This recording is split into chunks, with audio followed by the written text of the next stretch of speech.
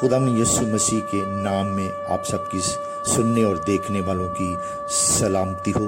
मकाशफा 11 और 15। और जब 7वें फरिश्ते ने नरसिंगा फूंका तो आसमान पर बड़ी आवाज़ें इस मज़मून की पैदा हुई, दुनिया की बादशाही हमारे खुदावंद और उस मसीह की होगी और वो अब्दुल आबाद बादशाही करेगा।